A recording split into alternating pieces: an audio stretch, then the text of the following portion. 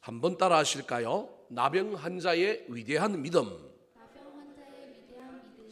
오늘 본문 말씀은 예수님께서 문둥병자 나병 환자를 고치신 사건을 기록하고 있습니다.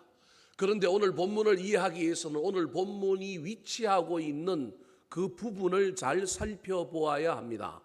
오늘 본문이 마태복음 순서대로 기록되어 시간의 순서대로 기록되어 있는 것이 아니라 마가복음은 시간의 순서대로 기록되어 있지만 마태복음은 어떤 의도를 가지고 어떤 순서를 예수님이 사역했던 그 사건들을 배열하고 있습니다. 오늘 본문에 나오는 이 나병 환자의 치유 사건이 어디 뒤에 나오느냐 하면 그 유명한 산상수훈 마태복음 5장부터 7장에 해당되는 하나님께서 산 위에서 팔복을 비롯하여 원수를 사랑하라고 하는 말 등등 수많은 하나님 나라 백성 시민이 이 땅에서 살아야 할 가장 귀중한 말씀, 모세가 시내산에서 올라가서 십계명 율법이라고 하는 전체 속에서 십계명 부분에 해당되는 것과 비슷한 내용을 담고 있는 기독교 신약의 특별히 예수님의 가르치심의 정수라고 할 수 있는 내용들 다음에 나온다라는 겁니다. 자, 오늘 본문 1절 말씀을 같이 한번 읽어볼까요? 시작. 예수님께서 산에서 내려오셨다. 저 산이 예수님께서 산상수훈을 가르쳤던 산입니다. 지금 현재 성지순례를 가면 저 산을 뭐라고 부르느냐 하면 팔복산 그렇게 부릅니다.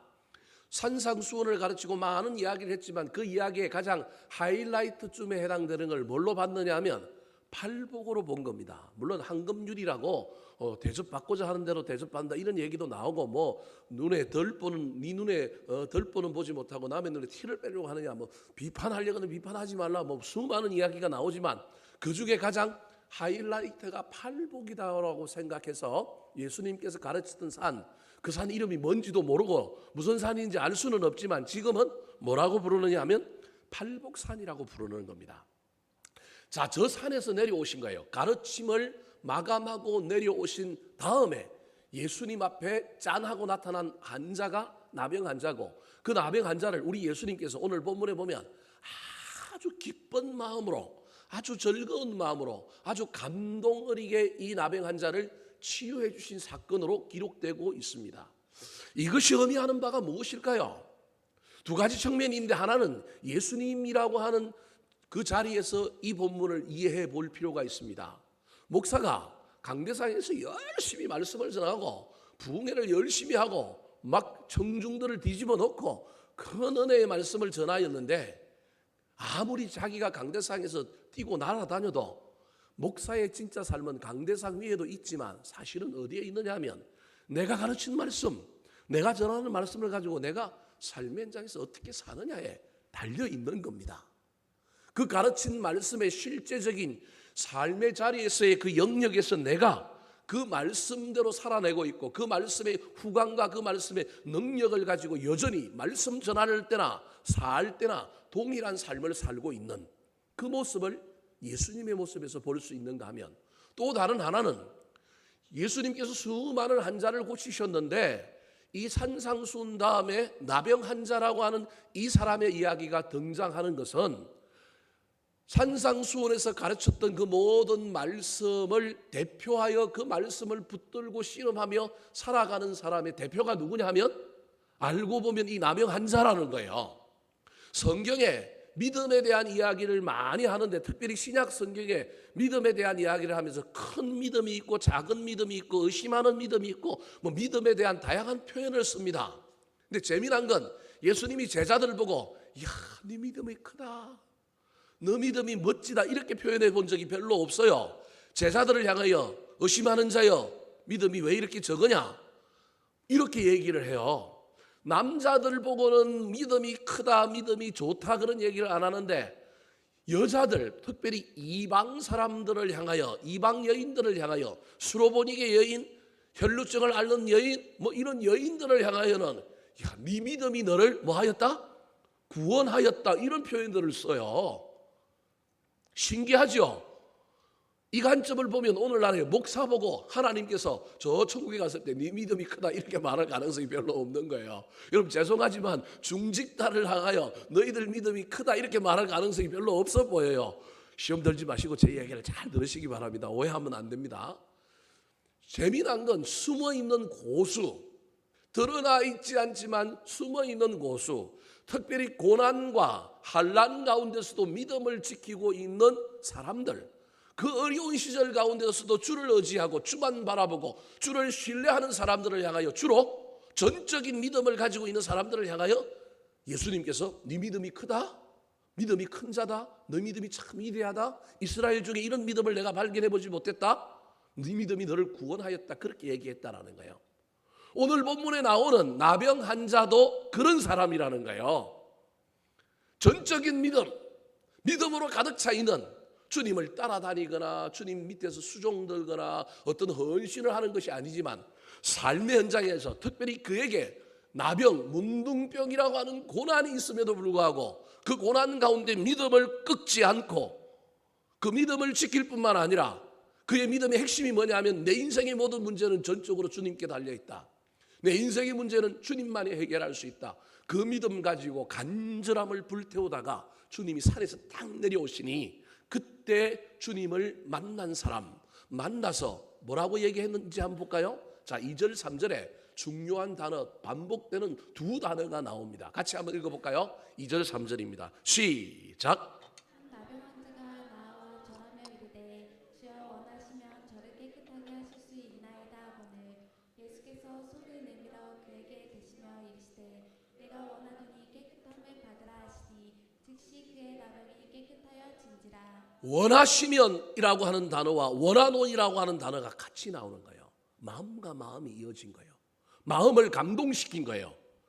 부창부수라고 부부도 죽이 맞아야 그 가정이 잘 되는 거고 손뼉도 마주쳐야 되는 것처럼 주님 앞에 나타난 한 사람, 나병 환자인데 몰골은 막 눈썹도 없고 막 문드러졌고 진물도 나고 흉악한 몰골을 가지고 있지만 그의 내면에 뭐가 있느냐, 믿음이 가득 찬 걸, 말씀이 가득 찬 걸 누가 봤느냐 하면 주님이 본 거예요. 그 사람이 나와갖고 원하시면 해 주십시오. 근데 주님이 뭐라면 내가 뭐하노니? 원하노니. 이 두 말 사이에는 엄청난 영적인 비밀이 숨어 있는 거예요. 예수님께서 쉽게 얘기하면 이 사람의 태도, 이 사람의 말을 통하여 엄청난 감격을 받은 거예요.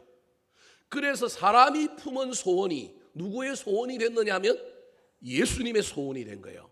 내가 품은 마음이 하나님의 마음이 되면 놀라운 일이 일어나는 거예요. 그래서 제가 오늘 이 본문에 나오는 이 나병 환자를 짧은, 원래는 4절이죠. 다음 주에 한 번 더 설교하려고 1절을 남겨놨어요. 다음 주에 이 본문 갖고 한 번 더 할 거예요. 근데 3절에, 짧은 3절이지만 이 3절 안에 이 나병 환자의 믿음이 너무 위대해 보이는 믿음, 예수님의 마음을 감동시키고 예수님의 마음이 사람의 마음을 알아서, 원래 인간이 하나님의 마음을 기쁘시게 하고 마음을 읽고 주의 뜻을 읽어야 되는데 도리어 감동 먹은 우리 하나님이 사람의 마음, 이 나병 환자의 마음을 알아서 그 마음을 만족시키고 그가 그 속에 있는 소원대로 깨끗함을 있게 해주는 놀라운 역사가 일어난 사건을 기록하고 있는 것입니다. 여러분, 이 말씀은 오늘날 저와 여러분에게도 동일하게 적용되는 말씀이라고 할 수 있습니다. 코로나19 바이러스로 말미암아 산밀, 밀접, 밀집, 밀폐를 피하여 격리의 삶을 살아야 하는 저와 여러분은 어쩌면 영적인 나병 환자와 같은 삶을 살고 있는지도 모릅니다. 밀집을 피하여 격리하여 때로는 모든 삶에 많은 제약을 받고 살아도 아무런 문제가 없어서 어려움이 없는 사람도 있지만, 이런 삶의 현장 가운데서 어려움을 겪는 교회, 어려움을 겪는 목회자, 어려움을 겪는 성도들이 얼마나 많이 있겠습니까? 그럼에도 불구하고 이 어려움을 겪고 있는 상황 속에서도 우리가 붙들어야 할 것은 뭐라고요? 믿음이라는 거예요. 이 믿음의 본을 보인 사람이 누구냐면 나병 환자라는 거예요. 공동체로부터 격리되고 질병과 싸워야 하고 문화적으로 많은 사람들에게 소외함을 당하고 영육 간에 많은 어려움을 겪고 있지만 이 사람이 그래도 내면에 붙들고 있었던 것이 있는데 그게 뭐냐 하면 믿음이라는 거예요. 위대한 믿음, 그것도. 그래서 우리 주님이 말씀 전하고 내려왔는데 지쳐있지만 얼마나 감격을 받았던지, 내가 원하노니 네 소원 내 소원이다, 내가 들어줄게. 그리고 그냥 고쳐주시는 거예요. 그것도 그냥 고쳐주시는 게 아니라 뭘 대요? 손을 대시는 거예요. 여러분, 이거 엄청난 감동의 표현인 거예요. 손을 대는 거예요. 손을 대면 똑같이 율법의 정결법에 하여 우리가 어떻게 되느냐 하면 문둥병자가 되는 거예요. 내가 너와 하나가 되었다. 내가 너를 공감한다. 내가 너와 소통한다. 이 표현이 손을 대시는 거예요. 예수님의 절대적인 감동. 우리 주님이 얼마나 감동을 먹었는지 그냥 말로 고쳐주실 수도 있는데도 불구하고 고쳐주지 않고 어떻게 하고 있어요? 손을 대시고 내가 원하노니 깨끗함을 받으라. 사랑하는 성도 여러분, 여러분의 삶의 현장에 어떤 어려움들이 있습니까? 어떤 문제가 있습니까?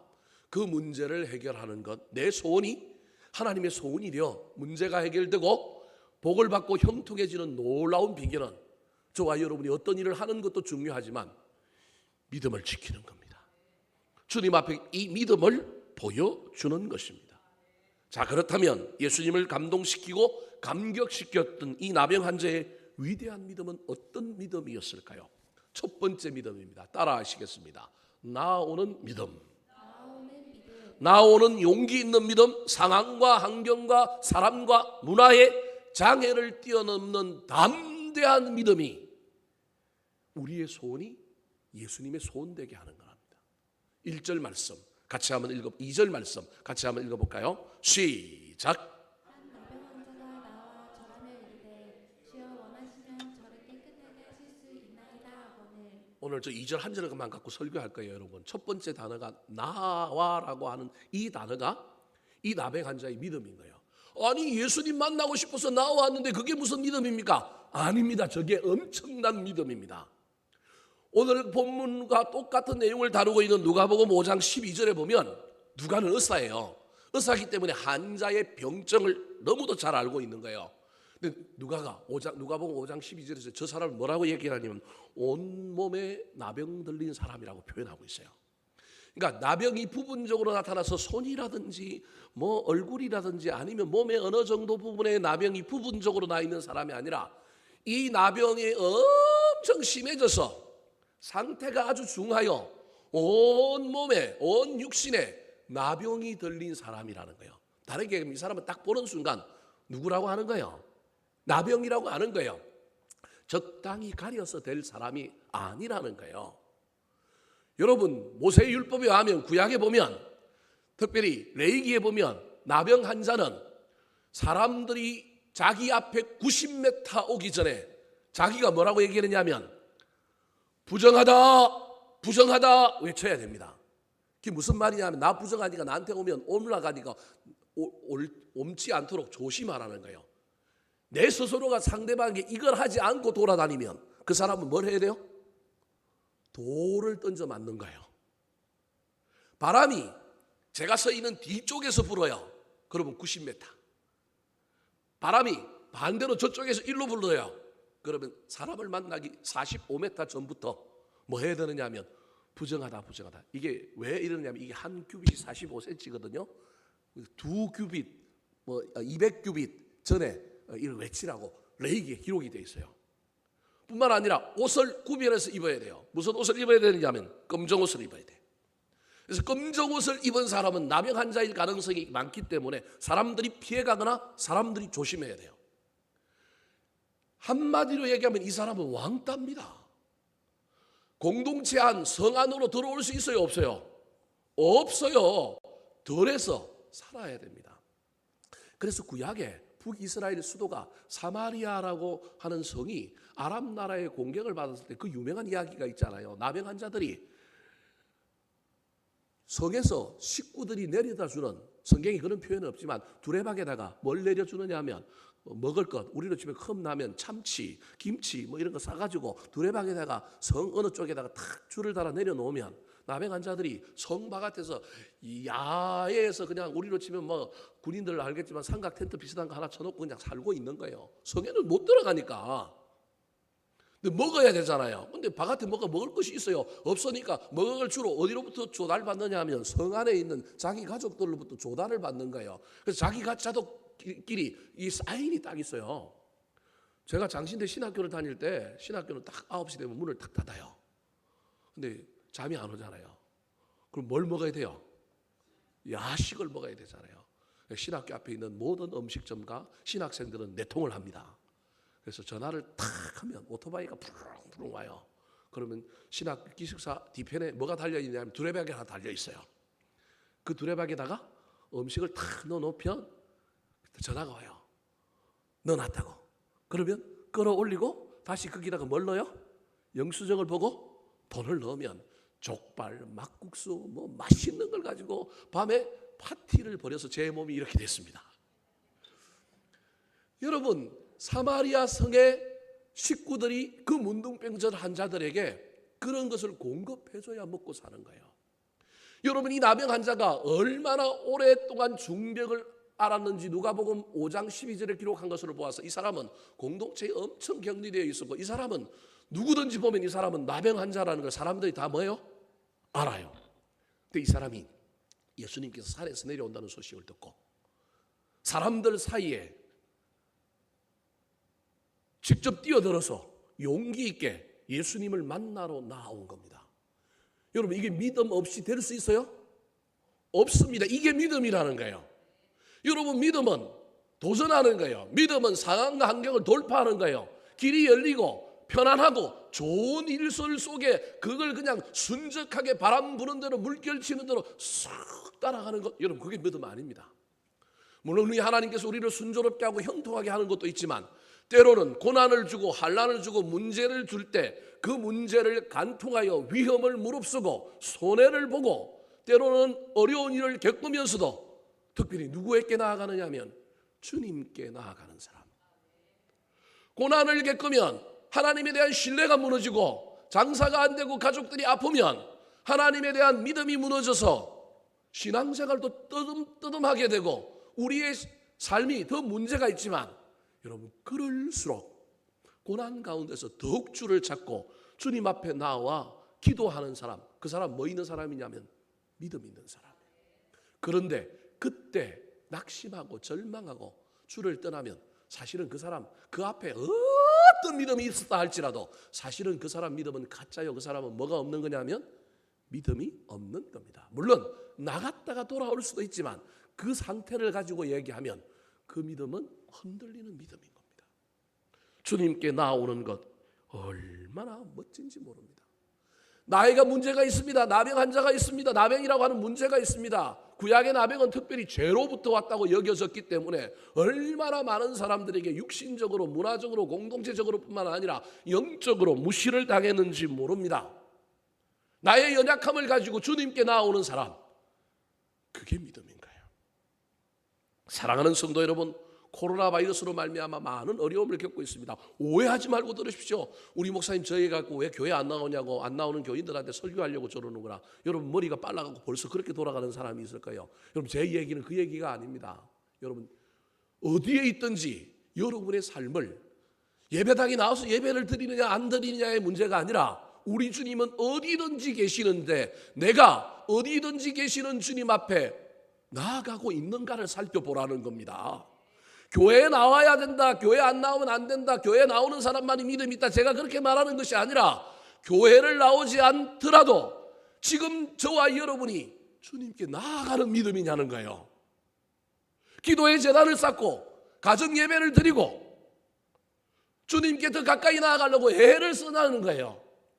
그게 개인적으로는 잘 안 되니까 가능하면 예배당에 나오십시오라고 하는 얘기지, 제가 위험을 무릅쓰고 생계가 달려있는데 어려움이 있는데 무조건 교회 안 나오는 사람, 믿음 없는 사람, 제가 그 얘기하는 거 아닙니다. 나올 수 있는 사람은 나오십시오. 그런데 여러분 가정에서도 여러분 처한 소소에서도 지금 내가 주님께 나아가는 믿음인가? 특별히 상황 가운데서 정말로 눈물이 나고 억울하고 불편하고 힘든 가운데 있더라도 내가 주님을 찾는 사람인가? 내 가정의 한 구석에 방석 하나 깔아놓고 여기가 기도의 재단이라고 분리해놓고 시간을 정해놓고 가정에서 주님께 나아가십시오. 방 하나를 정해놓고 그 방에 가서 매일 주님께 나아가서 기도하십시오. 교회당 나와서 1시간 있는 것보다 훨씬 나을 수도 있어요. 우리 장로님들은 싫어할지 모르겠지만 여러분, 중요한 건 주님께 나아가는 거라니까요. 상황을 넘어서, 환경을 넘어서, 나의 어떤 연약함을 넘어서 내 안에 어떤 문제가 있든지 간에 그걸 뛰어넘고 주님께 나아갈 때 주님께서 역전시켜 주시고 반전시켜 주시는 놀라운 은혜를 베풀어 주신다는 사건을 잘 기억하여 저와 여러분에게 나아가는 믿음이 있는가, 머뭇거리고 그냥 대충 그 자리에 있고 그냥 적당하게 간망하고 있는 믿음은 아닌가 살펴보시고, 내가 처한 상황과 환경이 어떠하든지 간에 그곳에서 주님께 나아가는 저와 여러분 되시기를 예수님의 이름으로 축원합니다. 두 번째, 왜 이 나병한 자의 믿음이 위대한 믿음일까요? 따라 하시겠습니다. 겸손한 예배자의 믿음. 자, 2절 다시 한번 읽어볼까요? 시작. 한 나병한 자가 나와 절하며 이르되 주여 원하시면 저를 깨끗하게 하실 수 있나이다 하거늘. 여러분, 상상을 좀 해보십시오. 성경 말씀을 읽을 때 상상을 해보는 게 좋아요. 문둥병자가 나타나서 예수님과 제자들이 내려오고 있어요. 예수님 내려온다는 얘기를 사람들이 들었을 거면 문둥병자만 찾아온 게 아니라 수많은 사람들이 예수님을 마중 나오든지 저 멀리서 예수님 오는 걸 보고 사람들이 모여들 거예요. 그 모여드는 사이로 지금 누가 와요? 나병한 자가 오는 거예요. 나병한 자가 오는 거예요. 그 사람들 중에 혀를 차는 사람도 있고 욕하는 사람도 있고 비난하는 사람도 있고 어떤 사람은 돌을 든 사람도 있을 거예요. 오늘 본문에는 구약의 전통에 따라서 이 사람이 부정하다 외쳤다는 말은 없지만 어쩌면 자기가 부정하다 외쳤을 수도 있었어요. 근데 그 사람이 와요. 그 사람이 와. 무언의 반대, 무언의 압력이 이 나병한 자에게 얼마나 엄습해 왔을까요? 지금 나병한 자가 예수님께 나아가는 목적이 뭐예요? 단순하게 그냥 목적이 뭐예요? 고침받으려고, 병 나으려고 나아가는 거예요. 그러면 여러분, 반대가 심하면 심할수록 마음은 급해지고 반대가 심하면 심할수록 제일 먼저 나오는 우리 입술의 말은 뭐예요?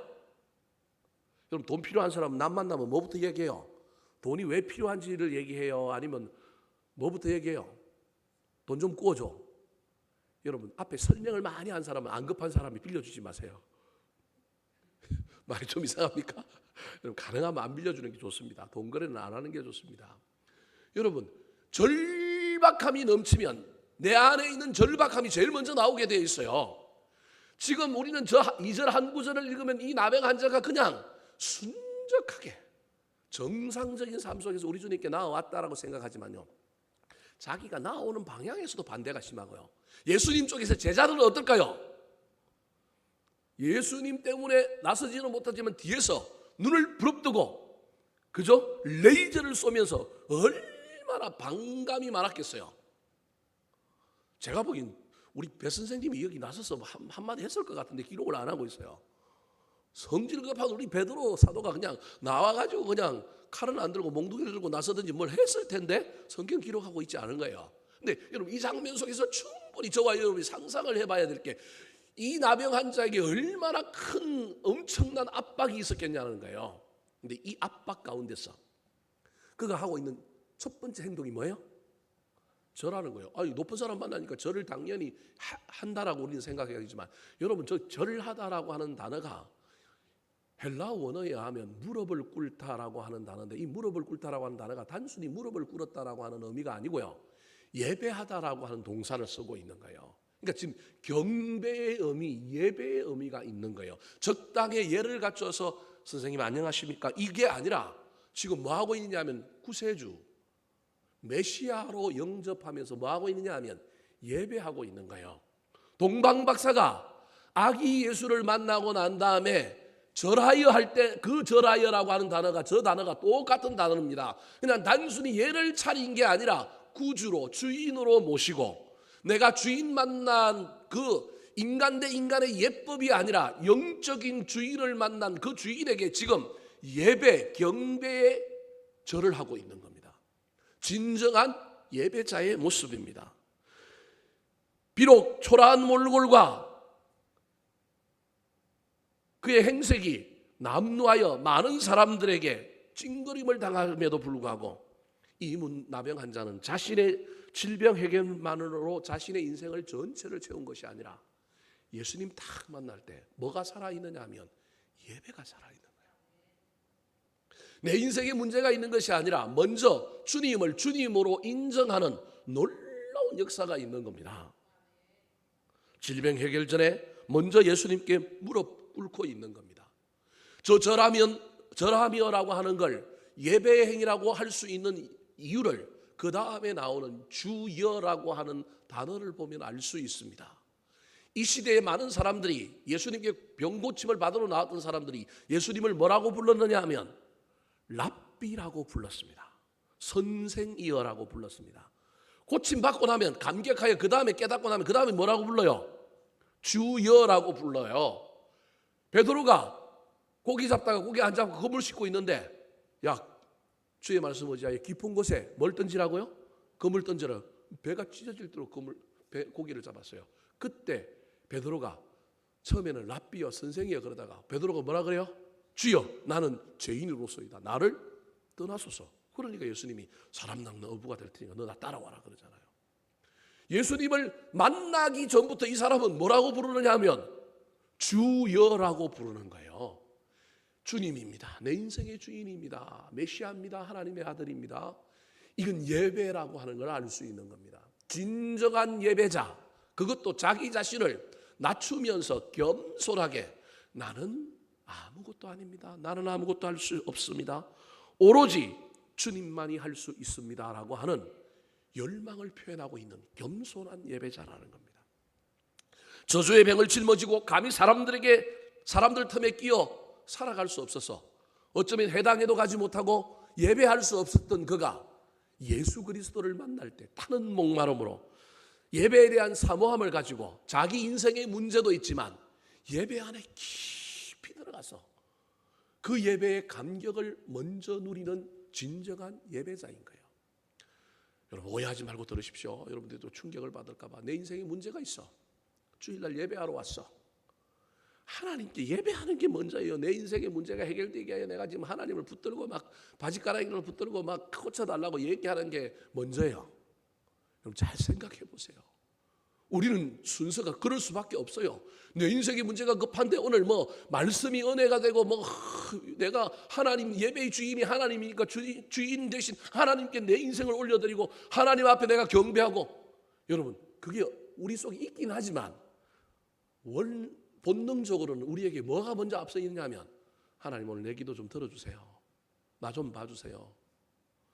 하나님을 찬양하고 하나님을 높이고 하나님을 경배하는 것보다는 청원, 간구 여러분 이것이 훨씬 우리에게 강할 수밖에 없는 겁니다.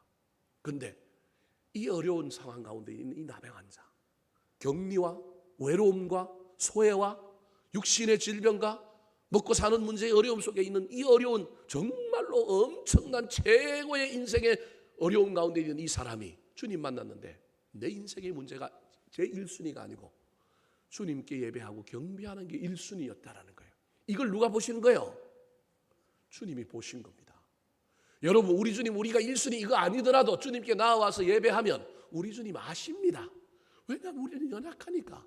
근데 오늘 본문에 나오는 이 나병 환자가 우리 주님을 감동시키고 우리 주님의 그 놀라운 소원이 자기 소원과 합치될 수 있었던 이유는 인간의 가장 기본적인 욕구, 인간의 가장 기본적인 본능을 넘어서는 놀라운 믿음을 소유하고 있는 사람이 누구였느냐 하면 이 나병 환자였기 때문에 그렇습니다. 당연히 내 소원을 먼저 알아야 되는데 예배를 먼저 드리고 있는 거예요.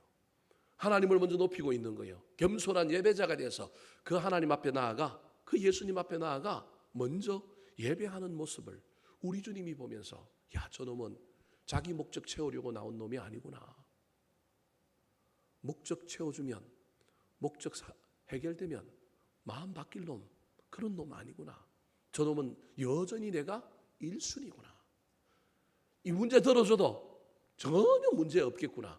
그래서 우리 주님의 마음이 감동을 먹어 내가 원하노니 깨끗함을 받으라 말씀하신 것입니다. 사랑하는 성도 여러분, 주님 앞에 나와서 예배하는 저와 여러분, 이 예배의 주인이 하나님임을 믿고 먼저 하나님을 경배합시다. 우리 하나님을 먼저 높여드립시다. 우리가 인간인지라 어쩔 수 없이 내 소원이 먼저 나오고 내 문제가 먼저 나오긴 하지만, 그럼에도 불구하고 내가 하나님 앞에 겸손한 예배자가 될 때 하나님 우리의 예배를 받으심과 동시에 우리 마음에 있는 소원, 내 삶의 문제도 보시고 해결해 주시는 분이라고 하는 사실을 기억하여 온전한 예배자로 승리하는 저와 여러분 되시기를 예수님의 이름으로 축원합니다. 마지막으로 왜 오늘 본문에 나오는 이 나병 환자가 위대한 믿음의 주인공일까요? 따라 하시겠습니다. 고백하는 믿음. 사실은 오늘 이 3번 하나 하려고 1, 2번을 구색에 맞춰서 사실은 온 겁니다, 여러분. 자, 오늘 본문에 나오는 이 나병 환자, 주님께 나아왔습니다. 그리고 절하며 주여라고 부르고 겸손한 예배자로 삽니다. 상황과 환경을 뛰어넘어서 주님께 나와서 주님을 높여드리고 주님을 찬양하며 예배했을 뿐만 아니라 하나님의 마음을, 예수님의 마음을 결정적으로 움직인 것은 다름이 아니라 그 다음에 나오는 구절 때문에 그렇습니다. 자, 2절 말씀 다시 한번 읽어볼까요? 시작. 한 나병 환자가 나와 절하며 이르되 주여 원하시면 저를 깨끗하게 하실 수 있나이다 하거늘. 자, 나와왔습니다. 환경을 넘어서 상황을 넘어서 그리고 절하며 예배했습니다. 근데 그 예배 가운데 빠지지 않는 것인데 그게 뭐냐면 기도인 거예요. 저 다음부터가 나오는 게 기도라니까요, 여러분. 기도. 이르되 주여 원하시면 저를 깨끗하게 하실 수 있나이다. 여러분, 신앙의 예배 다음에 또는 예배를 완성하는 것 중에 하나가 반드시 기도가 살아있어야 합니다. 믿음은 진짜 믿음이 되려면 그 믿음에는 뭐가 살아있어야 되느냐 하면 기도가 살아있어야 되는 것입니다. 그런데 그 기도가 더 멋진 기도가 되고 그 기도가 정말로 믿음 있는 기도가 되려면 기도에 뭐가 들어가야 되느냐 하면 청원도 들어가야 되지만 간구도 들어가야 되지만 거기에 고백이 들어가는 기도. 예배에는 기도가 살아있어야 정말 진짜 예배가 될 뿐만 아니라 기도가 진짜 기도, 거룩한 기도, 아름다운 기도가 되려면 그 기도에 우리의 소원을 아래는 달라고 하는 간구도 들어가고 청원도 들어가야 하지만 우리 주님 가장 좋아하시는 건 고백입니다. 저기 결혼한 지 얼마 안 된 신혼부부가 올라와고 있는데요. 여러분, 서로 사랑한다고 고백하지 않으면 골치 아픕니다. 서로 사랑한다고 고백해야 되는데 남편이 하트 하나 날리면 아내는 2개 날리고 아내가 2개 날리면 남편은 더 큰 하트를 날리고 이래야 되는데 그러는지 안 하는지 잘 모르겠네. 아마 그럴 거라고 생각합니다. 여러분, 남녀 간에도 마찬가지인데 하나님과 우리 인간 사이에 가장 중요한 게 사랑의 고백인 거예요. 여러분, 표현되지 않는 믿음은 표현이 없는 거예요. 믿음이라고 내적인 거잖아요. 내 안에 있는 내적인 거잖아. 이 내적인 믿음이 삶으로도 나타나지만 내 믿음이 고백되지 않으면 그 믿음은 진짜 믿음이 아닌 거예요. 가짜 믿음인 거예요. 그래서 저와 여러분이 믿음이 있다고 한다면 믿음 있는 사람은 반드시 하나님 앞에 뭐 해야 되느냐면 고백을 해야 그 믿음이 진짜 믿음인 거예요. 저와 여러분 믿음이 있잖아요. 근데 그 믿음을 내가 믿음을 가지고 있습니다라고 하는 걸 우리 주님께 고백해야 된다니까요. 오늘 본문에 이 나병 환자가 주님께 간구와 동시에 그 앞에 뭘 달고 있느냐 하면 고백을 달고 있는 거예요. 근데 그 고백의 내용이 뭐냐 하면 예수님을 향한 자기의 믿음과 예수님의 주권을 인정하는 고백을 담고 있어요. 어려울까요? 여러분 보십시오. 저기 제일 중요한 단어가 뭐냐면 주여 원하시면이라고 하는 단어입니다. 여러분, 이 원하시면이라고 하는 단어에 전제가 있어요. 무슨 전제가 있느냐 하면 하나님은 나를 고칠 수 있는, 예수님은 나를 고칠 수 있는 뭐가 있다고요? 능력이 있습니다. 이게 전제가 되어 있는 거예요. 예수님의 능력을 믿는 믿음이 전제가 되어 있는 거예요. 지금 원하시면이라고 하는 저 단어 속에 이미 이 나병 환자는 주님을 뭘로 알고 있냐면 메시아, 구세주로 알고 있기 때문에 이분은 나를 고칠 수 있다. 이분은 인간의 생사복의 주권자다. 모든 문제의 해결자다라고 하는 강력한 믿음이 있는 거예요. 근데 이 믿음만 있는 게 아니라 여기 더하여 뭐라고 얘기하고 있느냐 하면 그러나 내 꼬라지는, 내 믿음은, 내 삶은 우리 주님의 능력을 힘있기에 너무도 초라한 믿음입니다라고 하는 겸손한 고백이 있는 거예요. 그런데 이런 자도 주님이 원하시기만 한다면, 내가 무엇을 하기 때문에 고침을 받는 게 아니라 전적으로 고치고 살리고 하는 그 권한은 누구한테 있다라는 거예요? 주님 앞에 있다라는 거예요. 근데 내가 보기엔 난 주님 앞에 너무 초라하고 난 너무 부족해서 난 고침받을 자격이 없습니다. 나는 아랠 자격도 없고 고침받을 자격도 없는데 감히 주님 앞에, 주님이 원하신다면 주권을 주님 앞에 올려드리고 있는 겁니다. 주님이 원하신다면 나는 고침을 받을 수 있습니다. 그런데 이 말 속에 또 하나 담겨 있는 게, 안 고쳐줘도 나는 내 믿음 그대로입니다. 고쳐주지 않는다 할지라도 저는 여전히 당신을 뭘로 믿느냐면 주님으로 믿습니다. 고쳐줄 수 있는 능력이 있는데 어떤 이유 때문에 안 고쳐준 걸로 알고 저는 삶의 현장에서 이 나병 붙들고 여전히 이유를 발견하며 살겠습니다라고 하는 믿음의 고백이 저 안에 있는 거예요. 여러분, 저 말이 아무 말도 아닌 것 같지만 여러분, 저 말 속에 저는 엄청난 의미가 있는 거예요. 주여 원하시면 주는 고칠 수 있습니다. 모든 주권이 고치고 안 고치고는 오야맘 주님의 마음에 달려 있습니다. 그런데 나는 고침받을 자격도 없고 감히 아랠 수도 없지만 한번 아뢰어 봅니다. 주님, 나를 고쳐주지 않는다 할지라도 나는 이 나병을 붙들고 이 질병을 붙들고 주님께서 고쳐주지 않는 것에는 이유가 있음을 알고 합력하여 선을 이룰 줄 알고 감당하며 이유를 발견하며 살겠습니다. 여러분, 이렇게 기도했는데 우리 주님이 마음이 여러분 어떻게 했어요? 여러분, 이 기도의 내용이 이런 기도의 내용인 거예요. 저 짧은 구절이지만 저 짧은 구절 안에 이 사람의 믿음이 다 있는 거예요. 내공이 엄청난 거예요. 이 나병 환자의 이 고백을 듣는 순간에 우리 주님의 마음이 무너지는 거예요. 여러분, 자녀들 중에 아주 철이 일찍 들고 자녀들 중에 아주 성숙한 자녀들 보면 부모 마음이 어때요? 무너지잖아요. 어린아이가 막 장난감 사고 때도 써야 되는데 우리 엄마 아빠 마음을 다 알아갖고 애가 자기 스스로 성숙하고 막 행동을 해요. 그때 부모 마음이 어때요? 무너지죠. 더 큰 거 해주고 싶죠. 더 많은 것 해주고 싶죠.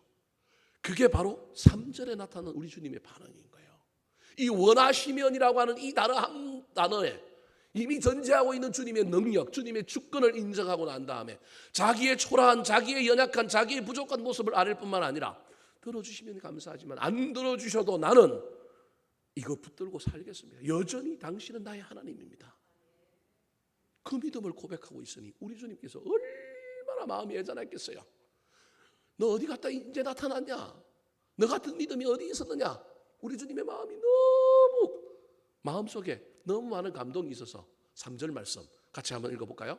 시작. 예수께서 손을 내밀어 그에게 대시며 이르시되 내가 원하노니 깨끗함을 받으라 하시니 즉시 그의 나병이 깨끗하여 진지라. 치유 행위를 먼저 하는 것이 아니라 내면을 알아주는 거예요.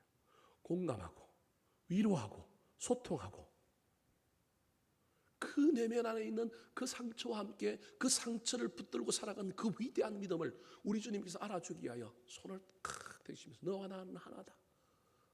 네가 문둥병자라면 나도 문둥병자다. 네가 나음을 입으면 나도 깨끗해지는 거다. 지금 주님과 이 문둥병자가 하나가 되는 이 놀라운 일을 통하여 먼저 마음을 위로하시고 먼저 그 육신을 치유해주고 난 다음에 그 영혼을 치유해주고 난 다음에 그 다음에 하는 일이 뭐예요? 네가 원하시면이라고 얘기했냐? 당연히 원한다. 너의 원함이 나의 원함이다. 사람의 원함이 하나님의 원함이 되는 놀라운 장면이 일어난 거예요. 믿음 때문에 그런 거예요. 그 믿음 보시고 깨끗함을 받으라 하시니 즉시 그의 나병이 깨끗해졌습니다. 사랑하는 성도 여러분, 서로 사랑하는 사람이 상대방의 사랑 고백을 얼마나 기다립니까? 그리고 그 고백을 받으면 그날 밤에 잠 못 이룰 정도로 기뻐하지 않습니까? 주님께서 문둥병자의 이 신앙의 고백을 받고 얼마나 기뻐했겠습니까? 오늘 살아가는 우리에게도 하나님께서 우리가 가진 믿음의 고백, 신앙의 고백을 원하십니다. 특별히 어려운 시절을 지나가고 있지만 상황과 환경을 넘어서 주님께 나와 우리의 믿음에 사랑을 담아 고백합시다. 어디에 있든지 겸손히 더욱 간절하게 예배함으로 우리의 믿음과 신앙을 예배를 통하여 주님께 보여줍시다. 더 나아가 기도할 때 먼저 주님의 능력과 주권을 고백하며 무조건 달라고만 하지 않고 하나님의 뜻을 묻고 주님이 원하시는 것이 우리에게 이루어지는 걸 소망함으로 말미암아 내 소원이 주님의 소원되는 놀라운 역사 속에 하나님의 치유가 일어나고 주님의 응답이 나타나고 형통이 이루어지는 일들이 코로나 바이러스 살아가는 이 시대에 저와 여러분에게도 일어나게 되기를 우리 구주 예수 그리스도의 이름으로 축원합니다. 한번 따라 하실까요? 나병 환자의 위대한 믿음, 나병 환자의 위대한 믿음, 나아오는 믿음, 나아오는 믿음, 겸손한 예배자의 믿음, 겸손한 예배자의 믿음, 고백하는 믿음.